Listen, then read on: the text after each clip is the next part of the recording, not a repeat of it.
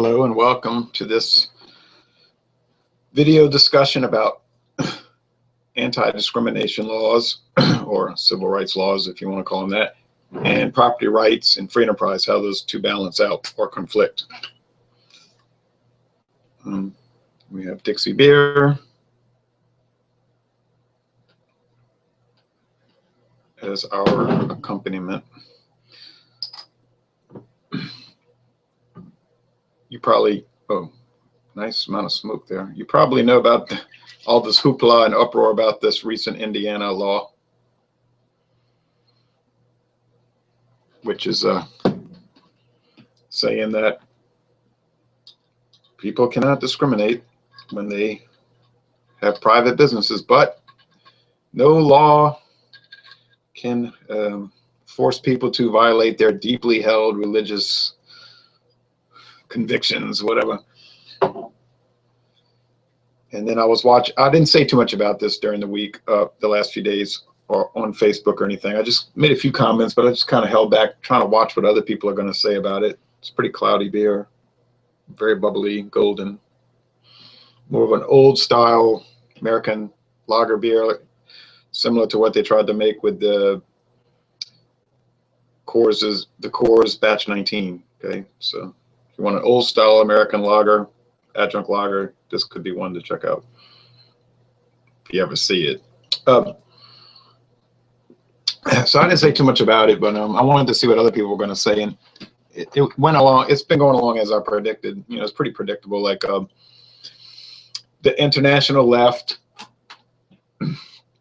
gay rights, so-called groups and everything, screaming and hollering, "Oh, Indiana's a discriminatory state. The state is full of hate. We must stand against hatred," and all that stuff. You know, like you're going to see. It's almost like I know what they're going to say before they say it, right? I've been watching that kind of behavior for since I was a little kid, really. But you know, like 40 years. So yeah, I can remember being 6 years old. And then you have your knee-jerk reaction from groups like National Collegiate Athletic Association. We may have to reconsider sporting events in the state of Indiana, and Starbucks coffee and Apple computers and all your liberal groups, you know, companies. They probably don't really care, but they don't want to be accused of insensitivity to the great struggle of humanity. Okay, and then you have the governor of Indiana, who I was watching him carefully, and he looks like he's very afraid. This so-called, I keep doing this because there's a lot of so-called things going on. This conservative, as they say, governor of Indiana, he looked very afraid on television and on print media. And you could see he was going to crack pretty easily. You know, they're going to make him out to be some conservative ideologue, but he's just a politician. His main goal is to get reelected, pretty obvious. And you could see it in his eyes. You know, if you want to test how hard these people are, or how loyal, let me say it correctly, how hard they are and how loyal they are towards their ideology, just look in their eyes. And you can, when you look in his eyes, you see fear mostly. So I said, just by looking at his eyes, I said he'll be cracking very soon. And he's already backtracking and say, well, the law doesn't really mean anything. We're gonna re-examine the law. Yeah, please vote for me. Don't you like me? Don't you like me? So there's no surprise there.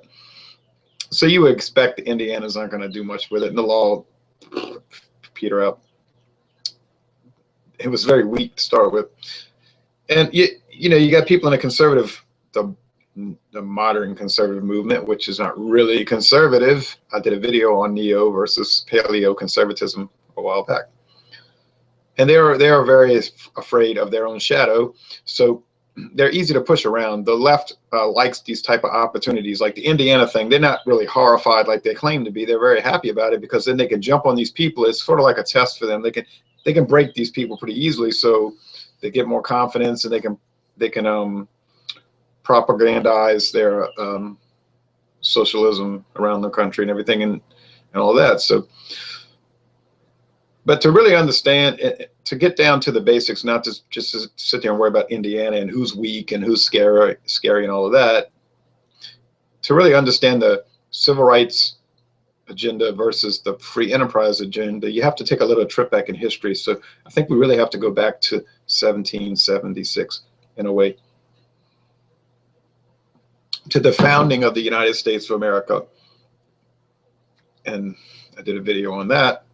And the justification for the revolt and the secession against the British Empire is questionable, to say the least. But okay, it happened.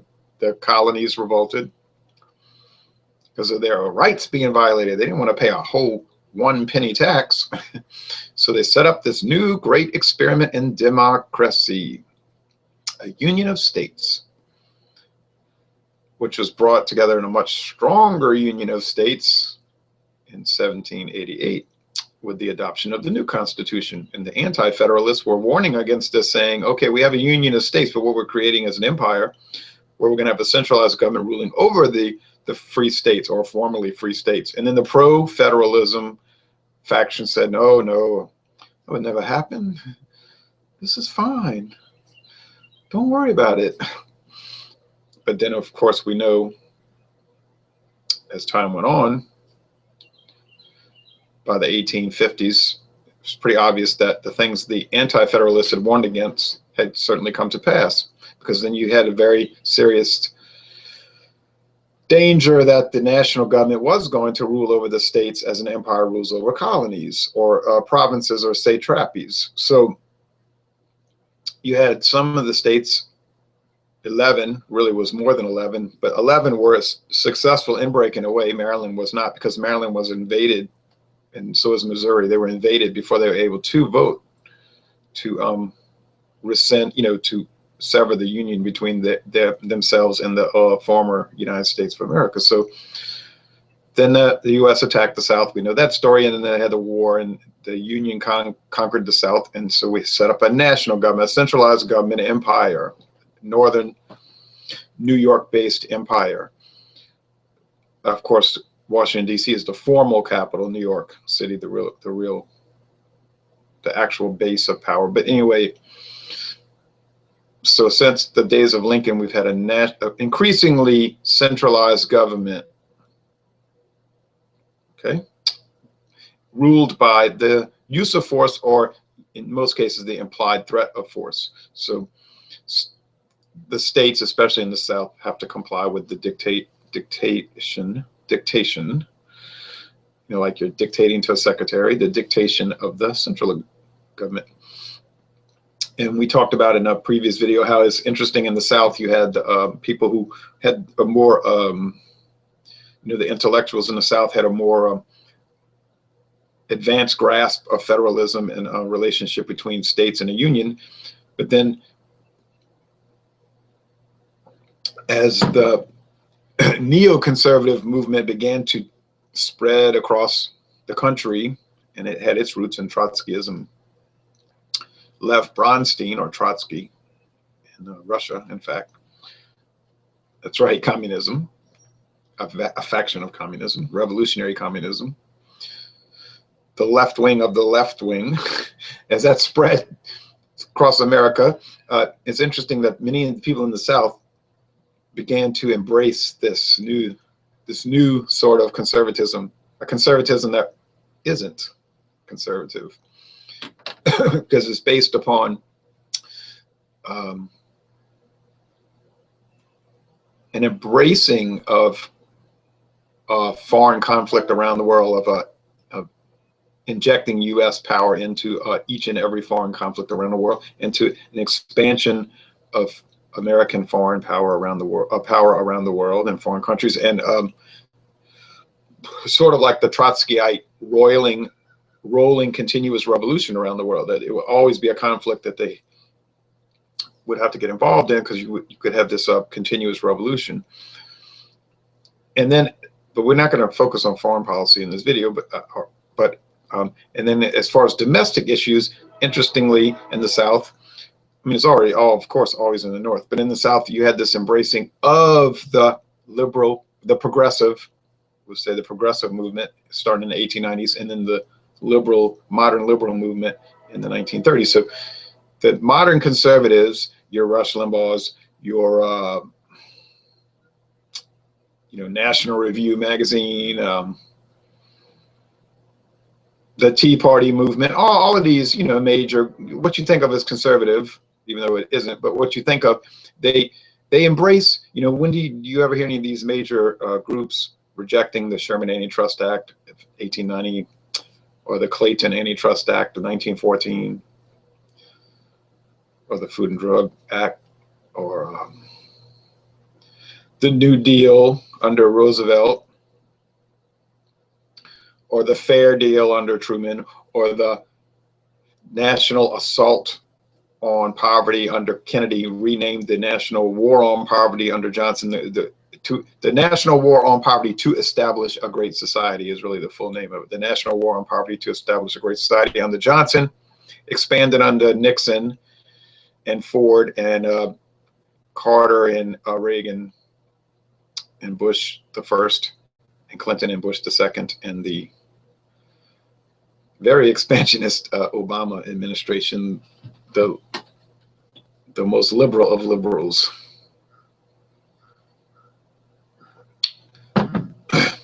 So what you really have in the modern conservative movement is conservative liberals. Okay, so we have to put it in that framework. These guys in Indiana, these so-called conservatives, these guys on the radio, these so-called conservatives,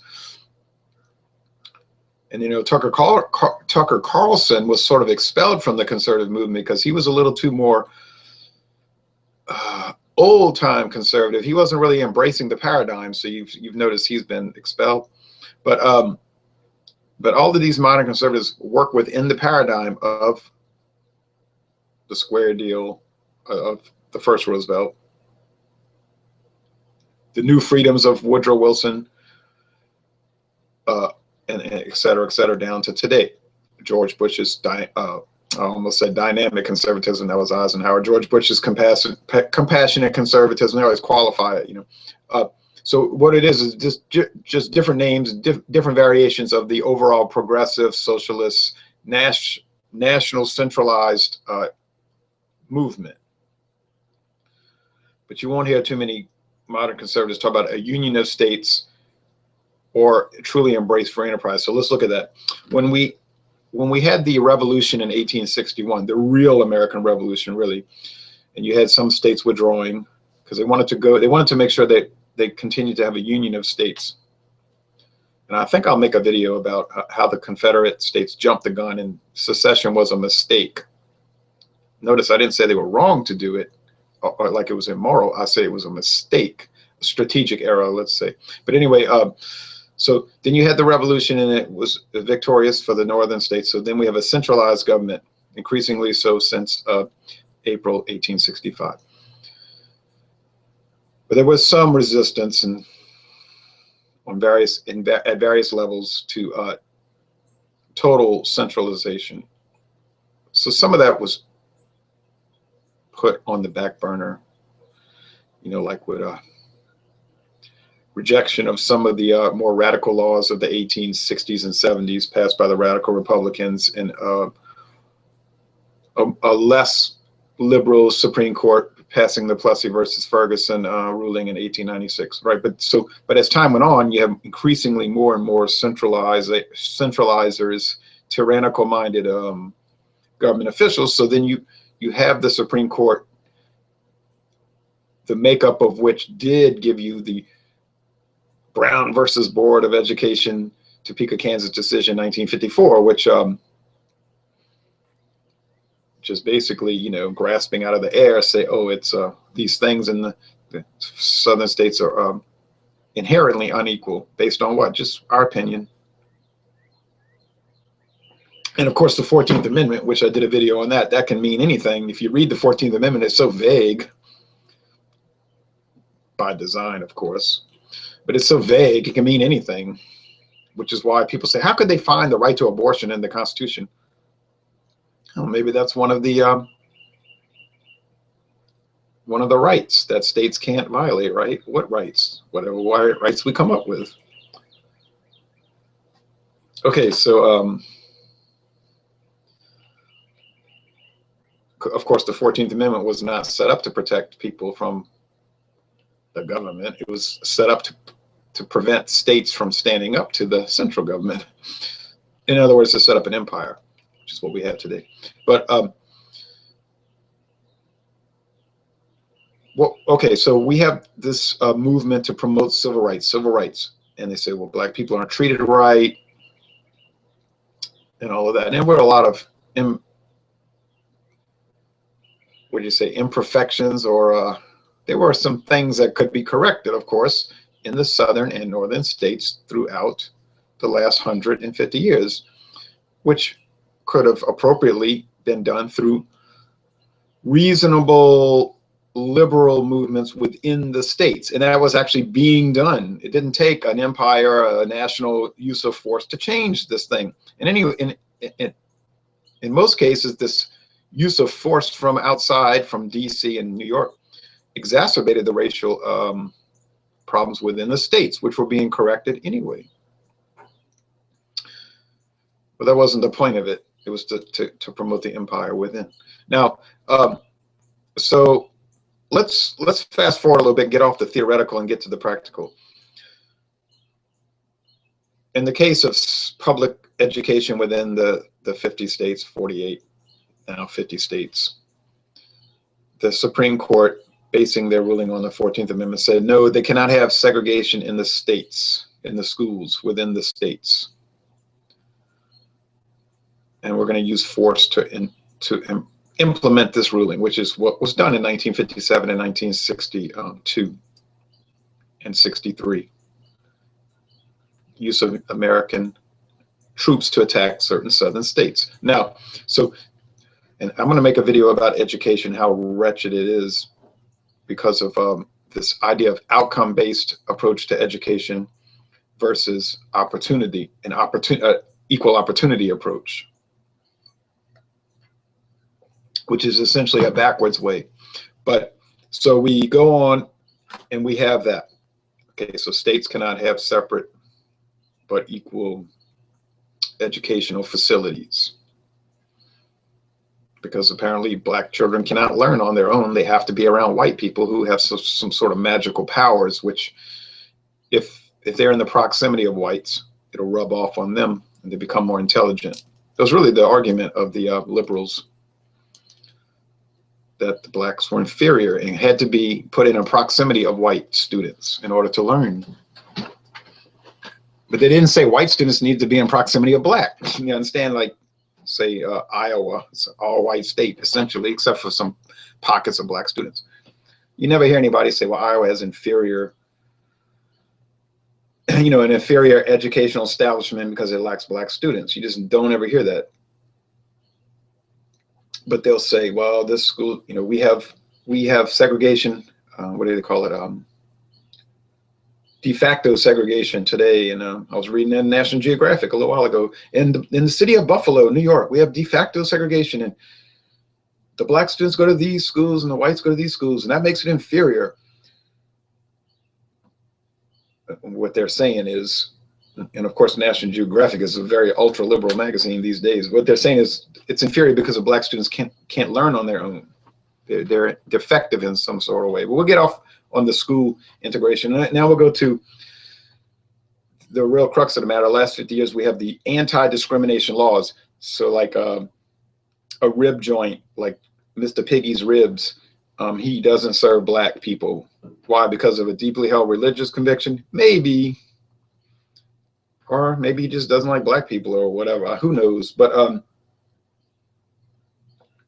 some states had anti-discrimination laws all along, but some states like Alabama were not going to pass those laws. So that the Johnson administration, and we really can't say he was leading it, but it's Congress, right? Congress passes laws. So the Congress passed the Civil Rights Act of 1964 and the Voting Rights Act of 65, which basically says that the US government is going to determine who votes in every state and what are the requirements. And that's been kind of challenged to a large extent deleted by the Supreme Court for being unconstitutional, which of course it is. And then we had the Fair Housing Act of 1968 saying you can't discriminate when you sell a house. Although if you read that law carefully, it doesn't exactly say that, but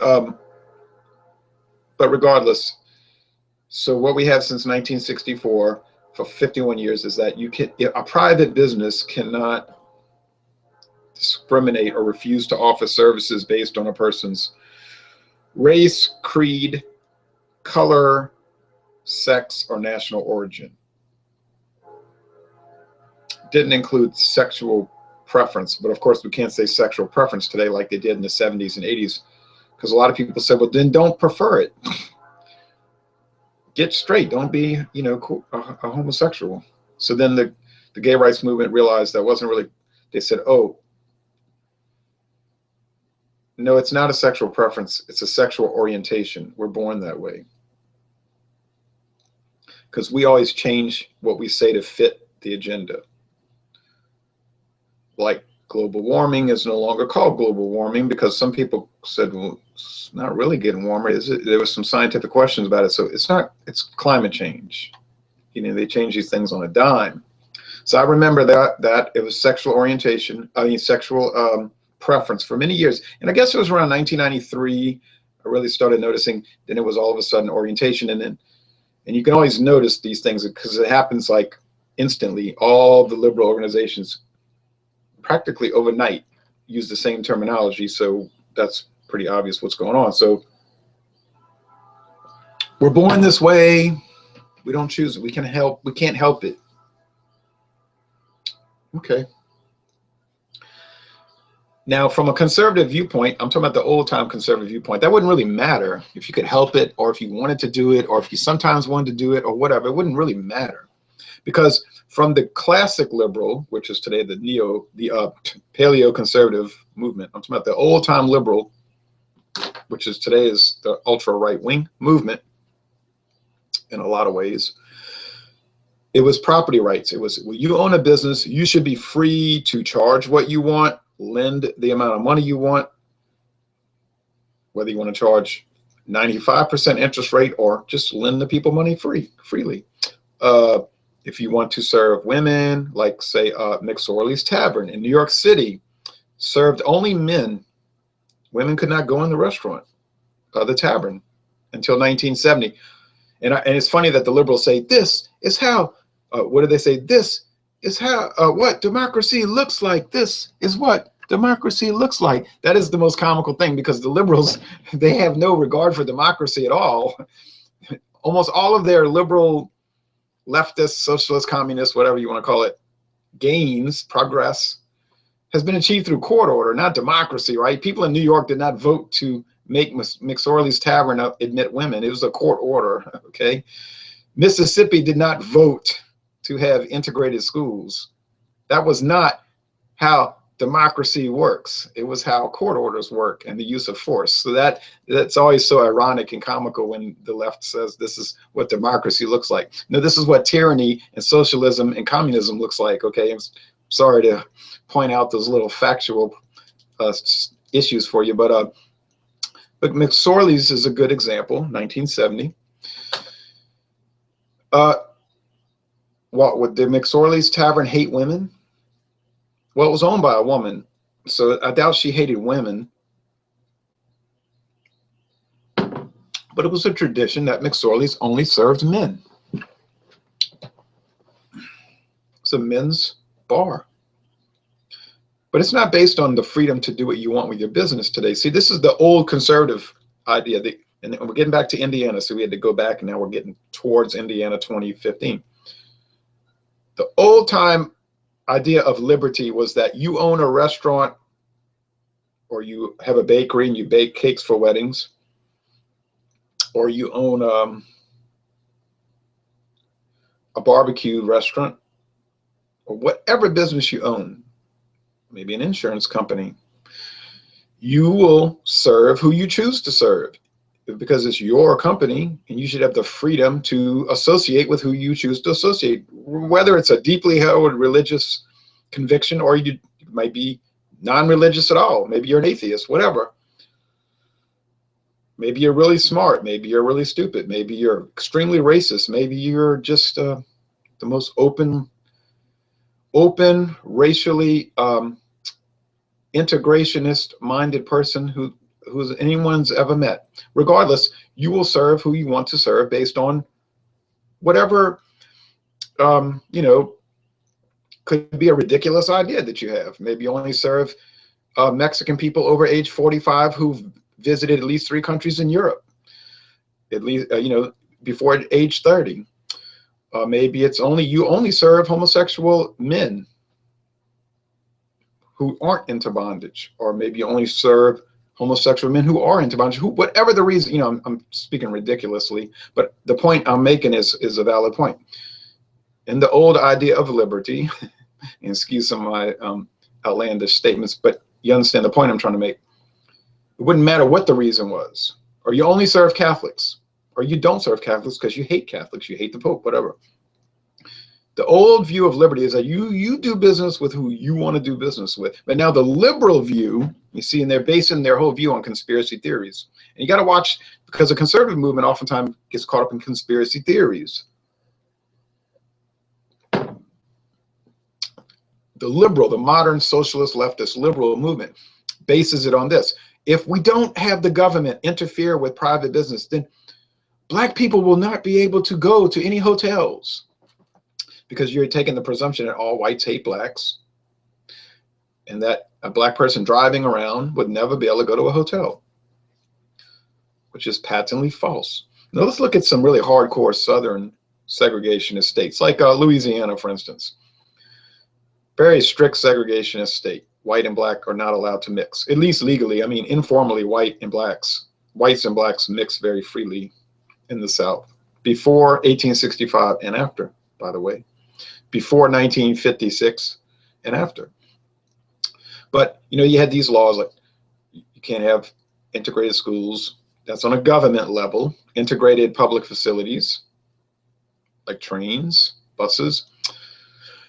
And now in accommodations, you had hotels that would only serve white hotels. Other hotels started up that would serve Blacks. Like in Baton Rouge, you had the Lincoln Hotel. It's a well-known hotel for Black people. It went out of business in the 1960s because after the Civil Rights Act, it lost all its business. So they didn't benefit from it, that law. But under the old establishment and the old idea of freedom, if you had a Black-owned hotel and they did not want to serve whites, okay, fine. You don't go there. If you're white, you don't go sit in their lobby and refuse to leave till you get your freedom. In other words, you don't trespass. You don't do a sit-in movement or trespass on their property. You just don't go. Boycott it. Don't go. Say, I'll never go there. I'm sure they wouldn't care. They don't want you there. If you want to protest in front of the hotel with signs on the street, fine, do that. We in the conservative movement certainly agree with refusing to do business or protesting, peaceful protests, but you don't block the entrance or disrupt their business. Because, see, that's the left-wing approach, that property rights don't matter, that you do a sit-in. In other words, you refuse to leave an establishment that doesn't want to do business with you until they do business with you. See, that's really the communist approach. So when we hear about the sit-in movement at Woolworths, we in the conservative movement don't celebrate that. We don't admire that. We don't admire people trespassing on other people's property. Certainly, it's a form of violence in a way, because you're trespassing. You're doing harm to their business. You don't have to eat there. Don't eat there. Not to say that those people going over there and throwing eggs on their head and dumping sugar on their head and acting a fool is good either. No, that's really bad, because that's what they wanted. You know, when you see these videos, these old films of the white counter protesters dumping the sugar on their head and making fun of them, calling them ugly names, and breaking the raw eggs on their head, making a spectacle for the CBS Evening News. Well, that's actually what the protesters wanted them to do. Because you stage an incident, you make sure the cameras are there from the major media, and then you get the white protesters to act out, and then you can frame the debate. All of us good, heroic people are being abused by these evil, racist people. You don't frame it like we're trespassing on this company's property, you see. So, of course, you got to take into account maybe these white protesters were working for the civil rights groups. It could have been staged. In other words, it could have been Northerners who were down there pretending to be. Probably they weren't, but it could have been. You have to always watch out for agent provocateurs, you see, because the left is past masters of people pretending to be the Klan or pretending to be the white Southerner or pretending to be the Christian preacher. Oftentimes you see these crazy Christian preachers saying outlandish things. Well, that's staged. They're working for the other side. So you have to be on guard for that, because it would be a very easy thing to do. So in the modern conservative movement, you see they're very afraid, because they have gone, in the old days, the conservatives voted against the Civil Rights Act because they said this violates principles of freedom. Now here we are 50 years later. What is the conservatives' greatest fear? That they'll lose and that the liberals will take over America and we'll lose all our freedoms? And that is not their greatest fear. Their greatest fear is that they'll be called a racist and they'll lose an election, because winning is more important than being right. So we have to have a mindset to battle the left. And I don't mean it with violence, but intellectually, the pen, needs to be your sword, right? So, but the left likes to use the ugly names. You're a racist, you're a homophobe, you're not for progress. But you have to, as a conservative, as a champion of freedom, for traditionalism, and whatever you want to call it, you have to have a heart of iron, and you have to be willing to stand up and confront the international left. To be called a racist is not something to fear. These days it'd be an honor, because usually it's almost never true, and it means you're on the right track. And these people they're not going to debate you based on the merits of the argument. They're going to debate you with ugly names. So here in Indiana, they're saying this Nazi, they use this Nazi governor, and all these terms that the left likes to use. And then he's scared. He doesn't want to be called a Nazi. So I don't want to discriminate against anybody, and you have that kind of attitude.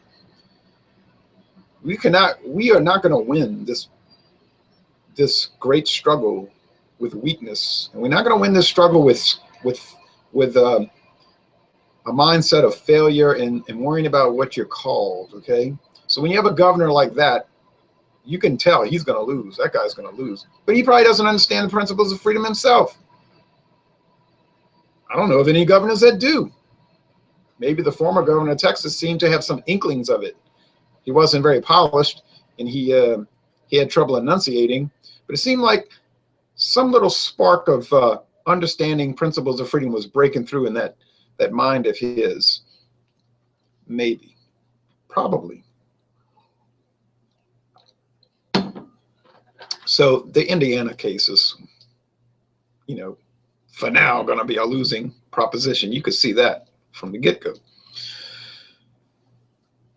But in this struggle, this spiritual, cultural, in a very large extent, cultural and political struggle, we have to be able to clearly explain our ideas. So do we stand for free enterprise? Correct, we do. We stand for the idea that people should own their own businesses without regulation and should be able to run their business without hurting other people. And when I say hurt, like if you run a refinery and you're polluting, no, you shouldn't be able to pollute, because now your private business is literally hurting other people, could make them sick with pollution. Not this theoretical socialist idea that if they can't eat a hamburger at your restaurant, they're somehow hurt. And injustice somewhere is an injustice everywhere. Well, that's a communist idea. That's just an excuse to have an empire. But But there's tort law for that. You see, you have liabilities and you can be sued, and you have to pay damages if you hurt other people, or if you have a construction company and you drop bricks and you're careless and it falls on someone and hurts them. Obviously, you didn't mean to do it, but you were negligent maybe in some way. So you have to pay. That's a tort. That's how those things can be corrected. But you don't correct injustice with much more injustice, or you don't correct perceived injustice, you know, an injustice that doesn't even exist, with a great injustice. Somebody not being able to eat at someone's restaurant is not an injustice. Maybe an inconvenience. Maybe you don't like it. You don't have to like it. Don't go there. Tell your friends, let's not eat there.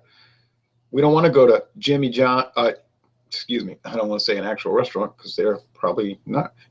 Jimmy Bob's Rib Shack. We don't want to go to Jimmy Bob's Rib Shack. That got that big sign out front says whites only. We're going to go to We Are the World Rib Restaurant, where everyone is served equally. That's fine. Go there. Or we might go to Gay and Straight Bakery. We're going to go to Gay and Straight Bakery, where everyone is equally accepted. Well, that's fine. Go there. But you don't want to go to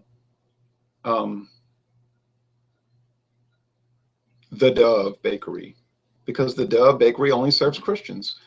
Fine, that this is the idea of freedom. Everybody doesn't have the same beliefs. Every business does not want to interact with everyone else. So in our mind, in the conservative mind, we are going to repeal these civil rights laws.